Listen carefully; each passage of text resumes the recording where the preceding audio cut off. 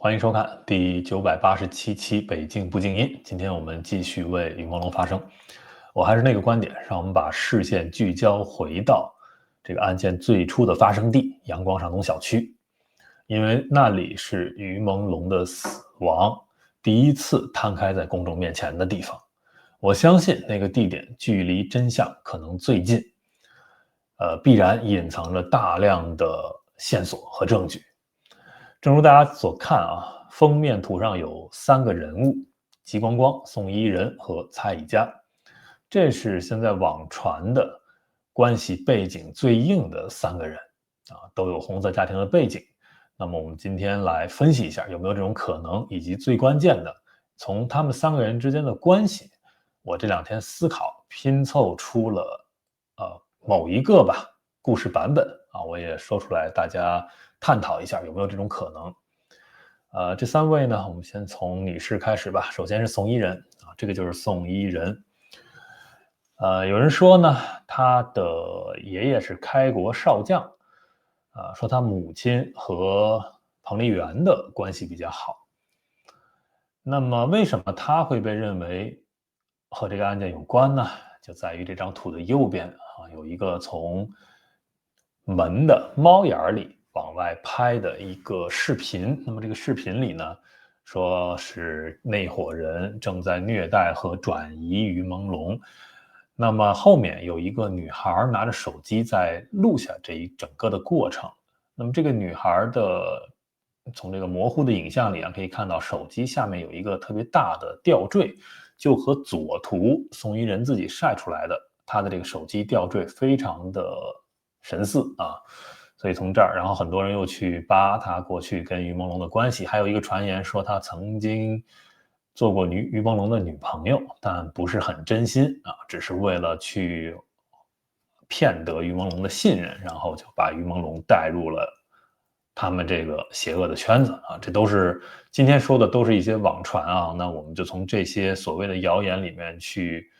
分析一下有没有可能，尽可能的去拼凑一下。好，那么我还有一个信息源，但是这个信息源不让我说，就是他具体是谁，我已经向对方承诺了所以我就没有办法说明白。但是从那个信息源呢，也能够证实，宋伊人及其父亲可能都和这个案件，包括后续的一些掩埋真相这些举动有关所以我现在初步我觉得很有可能，就是在阳光上东小区18号楼601那个现场，就是于朦胧从那里坠楼在那个现场，我觉得宋伊人可能是在的好，我们现在说第2个人物吉光光这位就是吉光光，是1986年出生的中国的一位编剧也写小说。有人说呢，他的本名叫李明，是李鹏的孙子，以及呢，他的母亲是叶挺的孙女那这个关系就很硬了，是吧？对这个说法我存疑，我觉得不一定是真的，因为从他过去的一些小小的炫富行为包括一些言论我觉得不太像。当然这个不重要，因为呢，天子犯法与庶民同罪，所以他是谁的孩子并不重要。那么他为什么被认为和这个案件也有关系呢？是在于这张图有人说呢，这个阳光上东小区18号楼的601这个公寓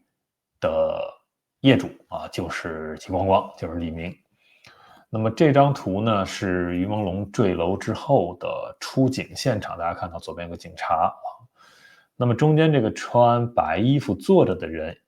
有人说这个就是吉光光。那么他牵着手的右边这个黑衣服的人，有人说是辛奇辛奇就是这位了这位我们今天就不在此展开关于他的事情了因为我们篇幅有限，今天重点是在那3个人。好，那么吉光光是不是这个601的业主我也没有地方去核实，但是有人说呢，通过一些可能非法的手段就是所谓拿到了这个隐私，拿到了一些开盒的数据我就不能在这儿去公开了。我们姑且相信这个谣言，就是极光光是601的业主。那么我就觉得很奇怪，就是假设大家自己想，如果这个房子是你的，你会愿意在你的房子这里发生人命案吗？然后警察来，然后你的这个所有的焦点都在你这个房子，你这个业主身上，你会愿意发生这样的事儿吗？如果换作是我肯定不愿意你们如果一定要去虐待他，甚至虐杀他，有这么多的地方你可以去选，为什么要在我的房子内进行呢？这是一个基本的逻辑，对吧？所以我现在的判断是，不一定是真的，但是大家听一听。我觉得宋一人可能涉案比较深，就是这个事情跟他关系比较深，他可能在现场无论是帮凶还是主谋还是一个参与者不管是什么角色，那么参与比较深，然后呢事情发生了于朦胧坠楼了，死亡了，只能报警了，对吧？那这个可能是一个他们玩大了的意外，他并没有想到在阳光上东小区就会把于朦胧弄死他们就是玩的比较大。那么死了之后，那你这个业主就得出现了，有可能是在那个点上，极光光才知道于朦胧死了，那他必须到现场。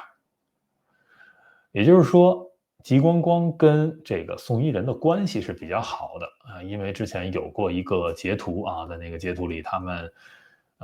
就是关系非常的亲密这个对话的内容。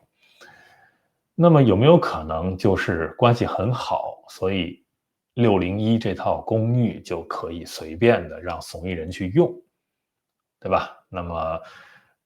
那极光光肯定不止这一处房子了，对不对那么当时他有可能不在现场，那么宋一人在用，然后还有另外一伙人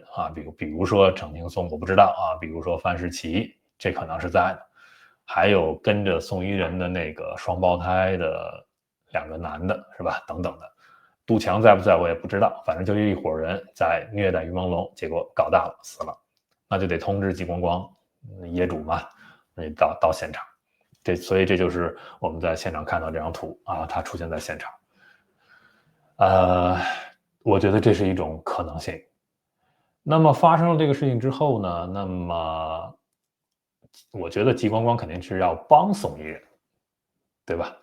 那怎么能够把这个事情大事化小，小事化了？那可能通过自己的一些人脉关系让这个警方不作为，甚至控制一些媒体的舆论信息。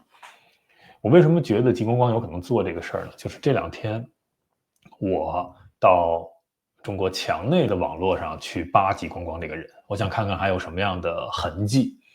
那我就看到了一个很奇怪的现象，就是在你搜极光光这3个字的时候，它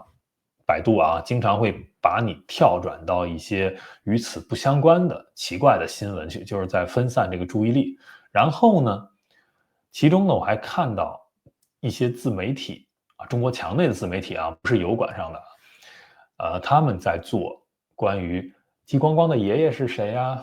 极光光的什么母亲是谁家庭背景是有很多这样的视频做出来，就是在中国墙内就这么可以放出来。但是当你点进去，他们其实什么都没说，他并没有说有可能是李鹏，有可能是叶挺，没有。他们是有一个视频特别明显，就是一个女的，然后她就是面无表情就跟念稿一样，面无表情，在完成任务一样。他说极光光的家庭非常的神秘，就这些消息都没有出现等等。然后他说来说去说了好几分钟，就是没有任何实质的内容。最后他的结论是什么呢？就是说极光光是一个非常希望拿作品来说话的这么一个编剧，所以呢他没有透露任何的个人信息，可能就是希望大家把注意力聚焦在他的作品本身上等等，说了这么一堆话。就这样的一个视频，你就明显感觉到，说他是一个做自媒体的，想要沾于朦胧的这个流量，所以才做这个视频吗？有些是，但这个视频不是。这个视频的完成任务或者水军的痕迹特别重，所以就给我感觉呢是极光光在花钱，找人做这样的视频去冲淡对于他家庭身世的猜测。那么由此我就想到，那么想要帮宋伊人的人啊，比如极光光，或者一会儿我们说到的蔡宜佳啊，那么他们有没有可能，实际上出了事情之后啊，都在动用自己的关系，想要去把这个事情的温度降下来？那么这个降温啊，封杀所有的言论是一种方式。当你没有足够的能量和权力干这个事儿的时候，还有一种方式就是把水搅浑，搅得乱七八糟。那么很多人就觉得搞不清楚了，这个复杂性就渐渐的远离了。我们现在其实已经看到了这个效果，这个事情的温度实际上已经降下来了，很多人已经不关注了，对吧？很多媒体已经不再继续做了。我向大家保证啊，我会继续做啊，我会陪你们到最后。那么好，包括后来出来的这些什么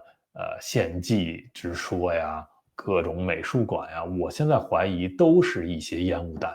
就是为了让大家把这个注意力从阳光上东小区先转走。那我们现在还要转回去啊。好，接着说第三个人，这个蔡宜佳。蔡宜佳跟宋伊人的关系也非常好啊，有这张图来作证啊，这应该是蔡宜佳帮宋伊人过生日。那蔡宜佳呢，现在有人传呢说他是蔡奇的私生子啊，包括刚才那位啊，这个辛奇是吧？也有人说他是蔡奇的私生子。那当然也有可能蔡奇有2位私生子啊，这个我也没法证实啊，是不是蔡奇的私生子？我们今天还是可以用这个谣言，我们来分析一下有没有可能。那么蔡宜佳我没有找到他任何和这个极光光有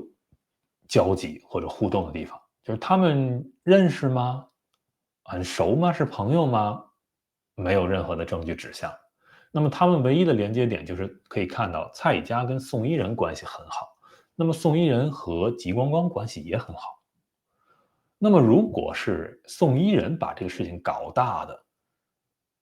那么有可能这2位男士都有可能会帮他，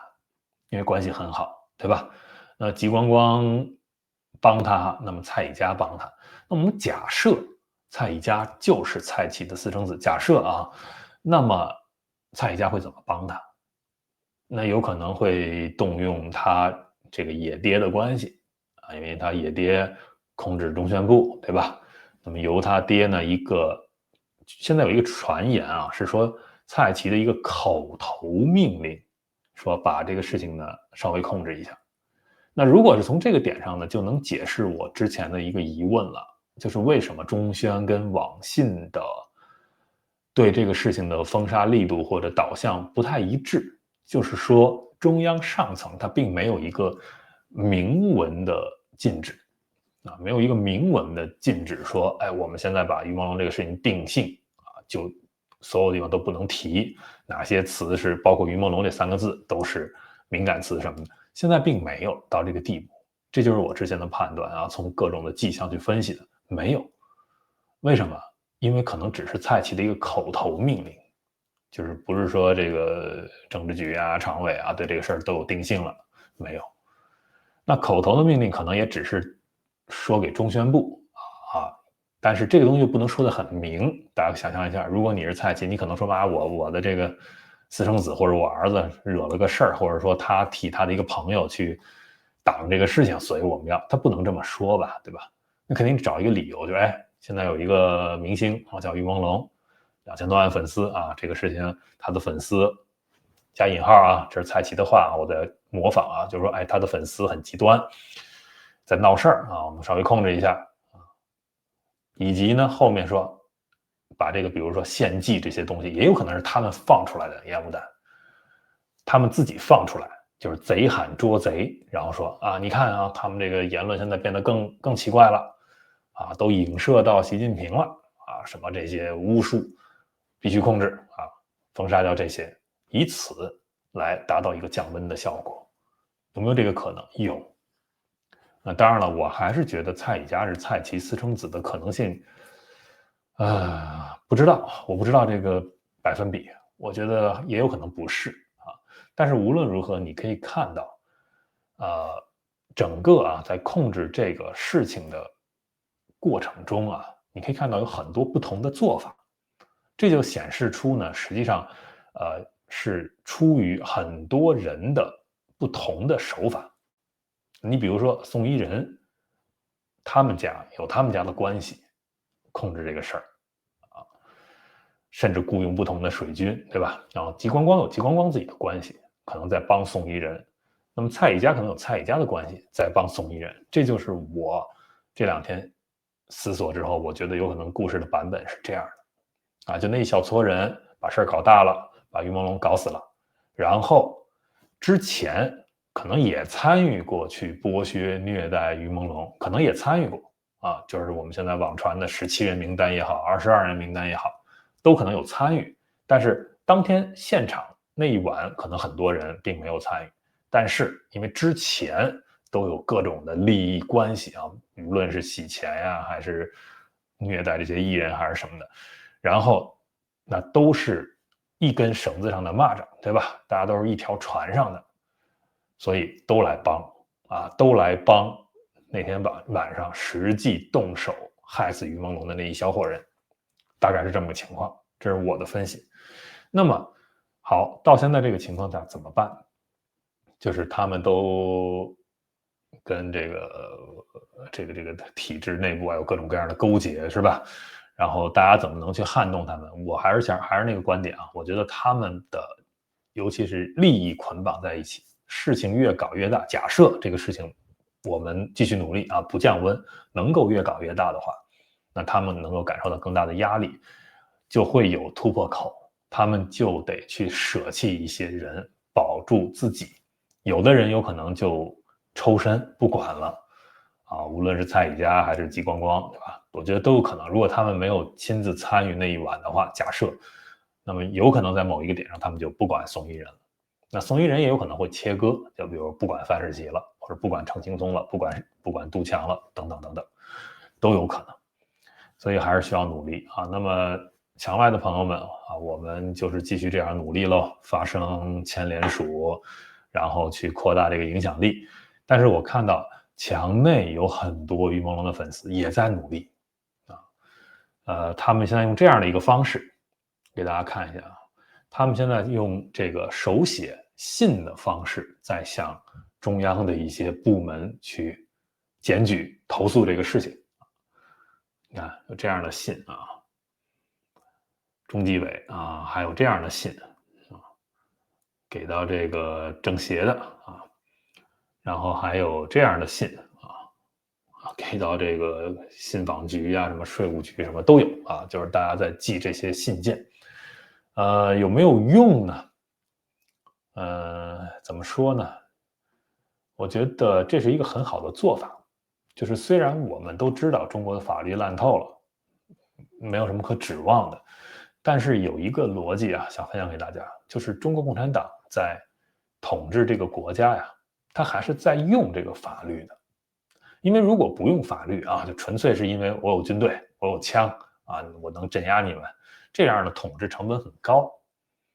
那再加上一点法律，这样的统治成本就降低了。就是我给你们一个法，你们普通的老百姓，你们要守这个法，那我就好统治你们了嘛，对吧？那当然了，我们权贵阶层我们不用守这个法习近平不用守这个法，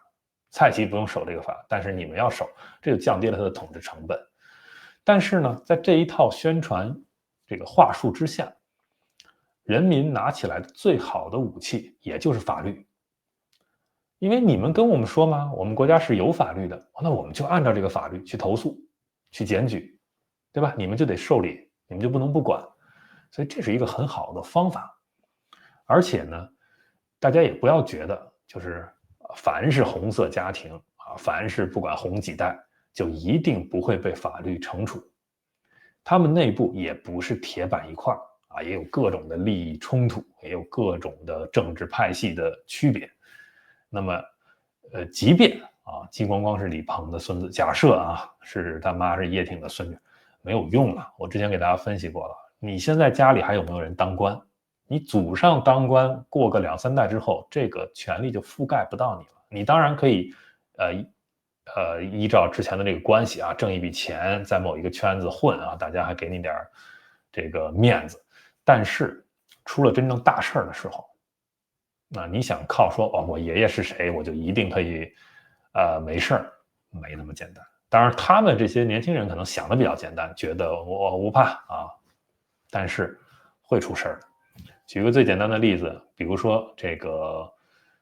当时啊，中国搞这个严打，应该是83年吧，还是82年那会儿啊，搞这个抓什么流氓罪，还有这个时候啊，当时就把这个朱德的孙子给枪毙了。